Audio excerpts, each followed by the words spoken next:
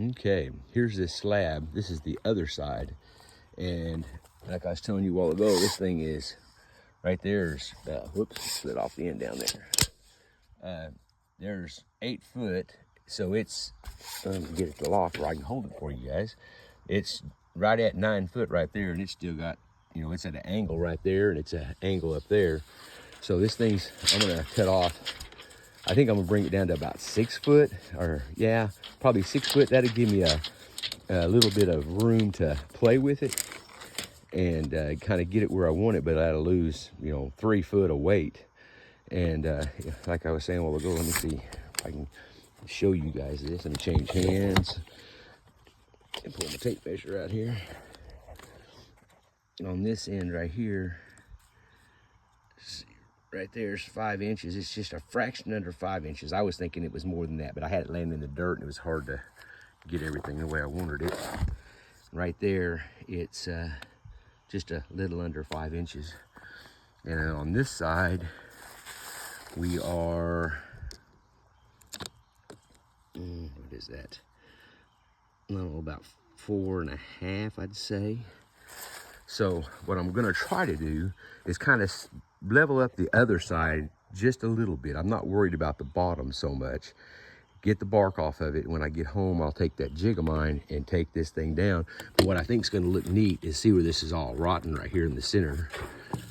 If this is hard enough, I'll leave this spot right here, clean all this out, and on the back side, it's got a hole that goes all the way through right there, but it's all maybe as big around as a baseball, or maybe even a little smaller than a baseball. Seal that up, and I may do something in there. I don't know. I haven't really decided yet.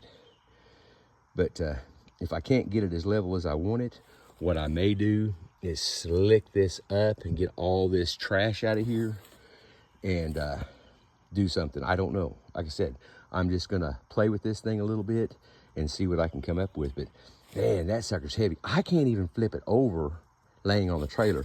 So I'm gonna figure out, I'm probably gonna cut off the majority of it off of that end, because this end down here is wider. But as you can see, it's at an angle. So I am gonna, heck, I don't even know how I guess I could teeter-totter it and get me a 2x4 underneath it so I don't hit my trailer right there. But anyways, I'm gonna cut this thing off. I made a little backhoe grunt. Like I said, I don't know what that thing weighs. I don't know how you would go about figuring out the math on it to weigh it. But once I get it home, I will see what the moisture is in it. This tree, I believe, is a little over a year old, laying on the ground, and then it was dead for a year, if I remember correctly.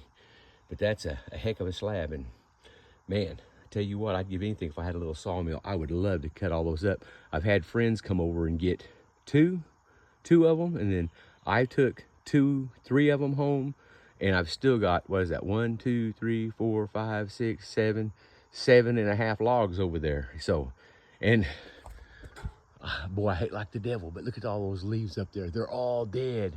And that tree, top of my pickup, is right at 6 foot or more. Yeah, there, you can see it there. And you just go straight across from that, and you start going up and up. I have no idea how tall that tree is, but let's see if I can show you right there. See that post right there? That post is, say, 0. And this post, right, there's a T-post right there behind my water faucet. That's 100 foot. And I'd be willing to bet you that if you laid that tree down, it would probably cover from those very top limbs up there, it would be 100 foot. I bet it would be really, really close. And that first limb right there is over, where it V's, is over 50 foot, or really close to it. Dang, that's a big old tree, and I hate like the devil to cut it down, but dadgum, I'm gonna wait till springtime and make sure it doesn't come back. But if you look, all the trees around it, except for those dead ones right there on my neighbor's property, every other tree has its leaves. And this is exactly what happened with all of these trees over here. The leaves died, and then the trees died. There's one of them right there. There was one of them right over there. And then there was another one that I made a lot of furniture out of over there. And dang, I hate to cut those down because they're such beautiful trees. God, I hate like the devil because that's a white oak too. And white oaks are getting more rare around here.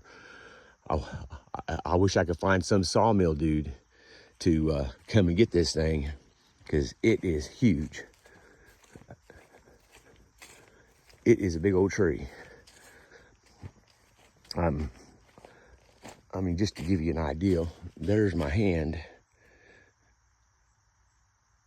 You know, so let's say 1, 2, 3, 4 hands from thumb to pinky across there. That's, you know, over 2 foot, and that's 5.5 foot off the ground. You get down there, that's a hoss of a stump. Dang, I hate to cut that sucker down, but I got a feeling it's dead. All right, guys, well, I'm gonna get back to my rat killing, do me some whittling over here, cut me some cookies and all that kind of neat stuff. And I was unloading my backhoe yesterday, and I got on this, I don't know if you can tell, it's bent. That backhoe weighs between 1,200 and 1,300 pounds, and with all the little add-ons I got on there, it probably weighs closer to 1,300. And I bent my stupid aluminum ramp yesterday, and I've got an Arctic Cat 500. I think it's a 2006 or 7 model, and it weighs over 800 pounds. And I've never bent it before, but I bent it yesterday. Okay, take care, guys.